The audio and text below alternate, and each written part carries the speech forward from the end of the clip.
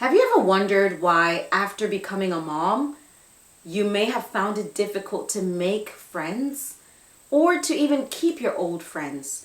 And you're wondering, like, why don't I have any friends?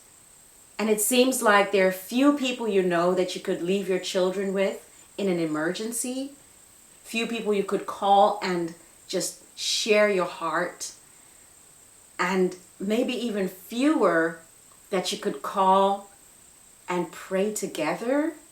You know, when you're going through something, you know you can depend on this person. Today we're talking about why it's so hard to make friends as a mom and what you can do to start making friends.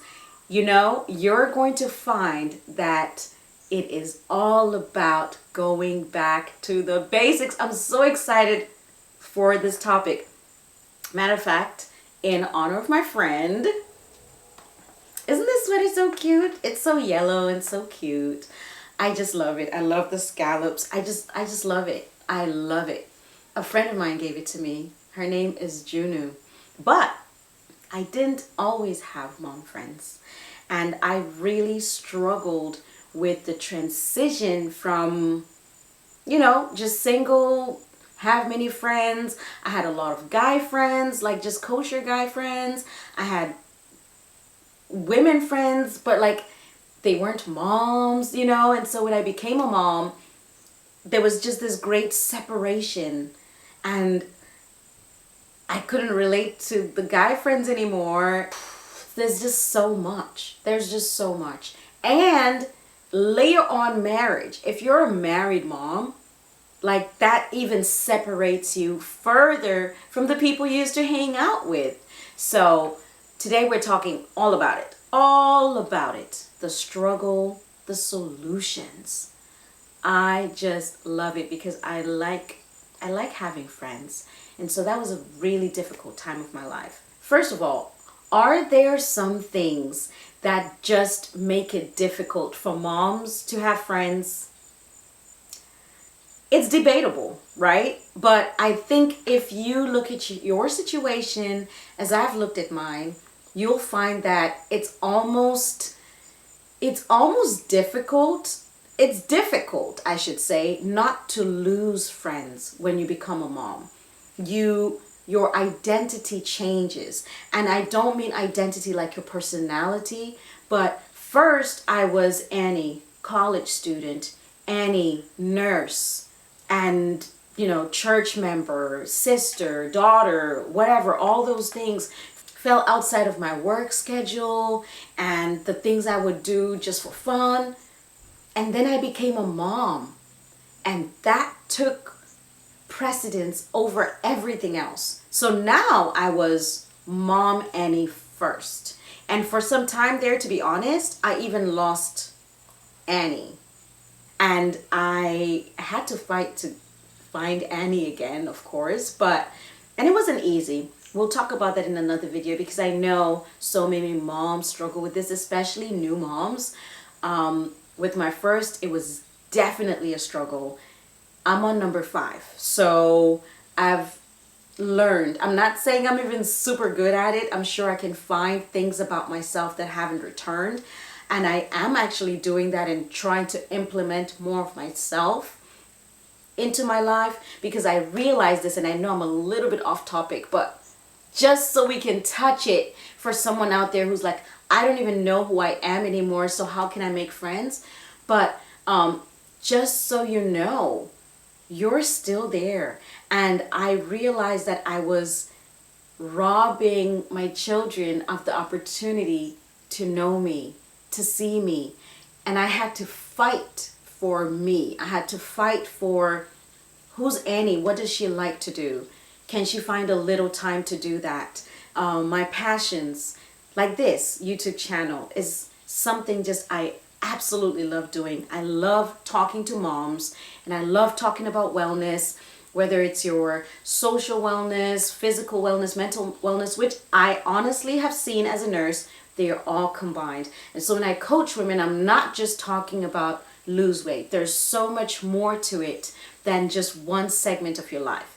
And so if you can find the courage, and sometimes it takes courage, and if you can find the time, even if it means waking up 15 minutes ahead of your scheduled wake up time, to do something that you love, to do something that's just you, as you, not you as mom, it'll really change your life. It'll change how you see yourself, and it'll allow those little ones in your life.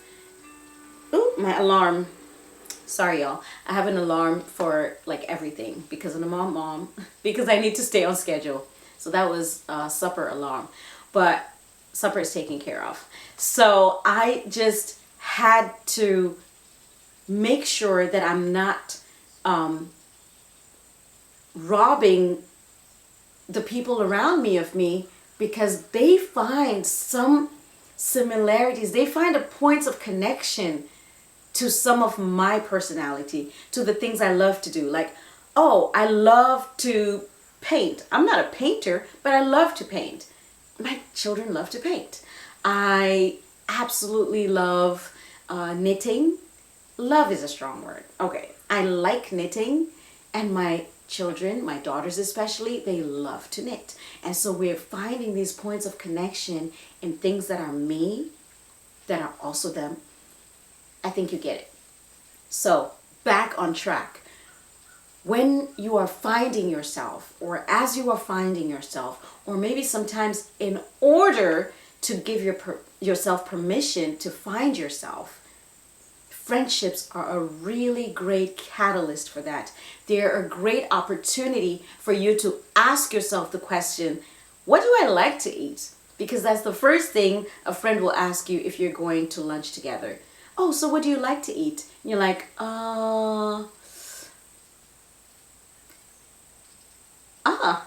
that's a good question, right? And then you start thinking of what you used to like to eat, or you always give preference to what your children like, so you go to the restaurants that serve their favorite meals, but now you have an opportunity to do something for you. So that's the first thing, recognizing what's in the way of you making friends currently. Part of the struggle is childcare. If you are a working mom, if you are a stay-at-home mom, it doesn't matter. Childcare is one of those huge things, because you're like, okay, can the dad watch them?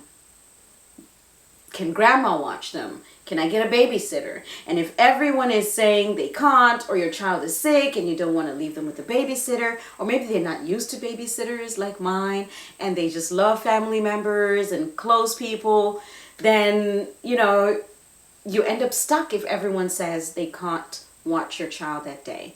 Another barrier that I faced as a mom when it came to going out was my self-image. I know it seems shallow, but the question of what am I going to wear at some point in my life was so critical, because I had not given myself time to mourn my body pre-mom. And no, I do not buy into society's idea that becoming a mom is just like this huge sacrifice, and like everything is stripped away from you and blah, blah, blah, blah, blah, blah, blah. Actually, it's quite the opposite. Being a mom is one of the richest experiences in life. Honestly, the richest. I'm not even going to say one of. It is the richest experience in my life, and in the life of so many other moms I speak with, even though it comes with its challenges. So one of the challenges was my self-image, my body image. And I was like, okay, I could fit all these clothes. This is how I identified myself in my style. And when I tried to wear those pieces or that same style, and it just wouldn't sit right anymore, mostly because of how I remembered it. Even when I saw that same style on another mom whose body looked similar to mine, I was like, that is so cute. And then I try to put it on and I'm like, pudgy belly, and the neck is a little bit softer, and so much in my head. It happens. And there are ways to walk yourself through that process to a more positive body image. First of all, if you do need to become healthier, listen, we all have a space for more health. And I've been trying to do that myself with my little jog trot, with my children running ahead of me and saying, Mommy, I'm faster than you. I'm like, this is so amazing. They're running. I'm just doing my little jiggle jog, hearing flaps. Have you done that? Like you try to exercise and you hear things flapping. I'm like, yo, I'm flapping. But I'm getting healthier as I flap. I always tell my children that's my body clapping for me. I'm like, my body's clapping for me. So if you need to do some of that, some of the exercise to try and get your self feeling and being healthier, that's great. And just incorporate that as part of your feeling like you are you again, because that's the ultimate goal. So back to the clothes. There's nothing wrong with going to a stylist and learning how to style your new body. You've seen it. I know you have, because I've seen it. So many different body types dressed so cutely, just beautiful, different styles of clothing for so many body types. Thank you, designers out there.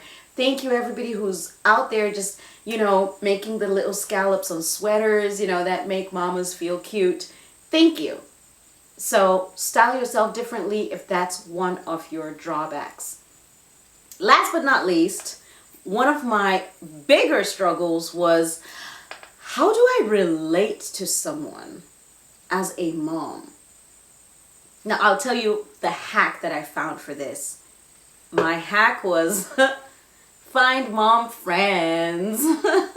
It's so easy. It makes it so much easier. You don't only have to have mom friends, but it is a step in the right direction. An easy way to do this is join groups, join local mom groups that meet somewhere, say at the library. Go to the library often. You'll start meeting moms there. Or I'm going to tell you the simplest way to make friends. So just hold on to that thought, okay? Once you meet the moms, then what, right? You're at the park. You meet a mom and you're like, I think she's so awesome. We said hi and I just really like how she's relating to her kids. Stay in your seat. Don't go anywhere. Take your phone to pee if you need to. So this is a big part of why sometimes moms find it hard to make friends again, because it's like, what am I going to talk about? I don't do those things that I used to do. My schedule looks different, and people used to enjoy my presence because of X thing, right? And I don't do that thing anymore, or I can't consistently show up to do, whatever, these random things that we used to do when we had so much time and nothing else to do and nobody coming with us. But let me tell you, when you have mom friends, they get it. They do. Don't ditch your non-mom friends, but get you some mom friends. Seriously. Also, if you have non-mom friends, try and be honest. Try and be vulnerable. That's the word. Be vulnerable and say, hey, my priorities have changed, but I'd love to keep you in my life. Is there a way we can change certain aspects of our friendship so that I can still get to interact with you? Maybe not as often, maybe not doing that activity, whatever, however you want to frame it. You can literally take your old relationship and give it a new home. It's like changing sheets on your bed. I don't know if that example really works, but just go with it for now, because I'm about to tell you the simplest way to make friends. I learned this from the friend making expert. You know who that is? 6, 7, 8-year-old girls on the playground. They are friend-making experts. Extraordinaire. I mean, even if you talk about the 4 and 5-year-olds, but their methods are a little bit wonky, you know? I mean, they could improve a little bit. But the 6, 7, 8? Oh. See girl. Determine that she's friend-worthy. Walk up to girl. Hey, can you be my friend? Listen, mama, I know you used those words when you were little. I know I did. Can you be my friend? I'd love to be your friend. Of course, I don't walk up to moms and say, can you be my friend? But here's what I do. After I greet them and I talk to them and I watch them play with their children or whatever it is that has drawn me to this particular mom, I find a reason to get her number. I'm like, oh, do you come to this park often? Yeah? On what days do you normally come? Because we'd love for our kids to play together again. My kids would love to play with you again. I'd love to chat again if you were chatting. And if you were not chatting, start chatting. Find something to talk about so that you can see if you want this person to be your friend. And then, if they're interested in exchanging numbers, you can just, hey guys, come on. Everybody is flattered. Everybody is happy to have someone walk up to them and want to befriend them. So you can be that person who walks up and says, I'd really like to be your friend. If you feel shy saying it in person, this is another thing I've done. After I get the number and we're texting, maybe creating plans for later or whatever, I'm just saying, hey, it was nice seeing you. Thanks for the chat or whatever, you know, thanks for bringing your children.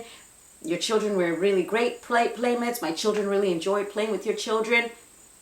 Whatever you can say as your entry point, they respond, oh yeah, that was great. It was so nice meeting you. Like, you know, I was really thinking I'd like to be your friend.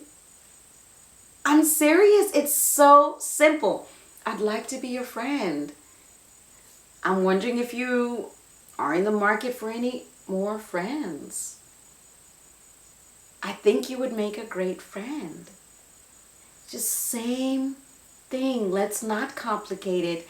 No need to change the game. It is working. It works really well. Let me tell you, Mom, you will get you some friends this way. And they'll be so happy because you will just be this honest person who's like, I want to be your friend. How awesome is that? How awesome is that? I'd love to be your friend. I'd love to hang out again. If you're not sure you want to be their friend, we'll hang out again, you know.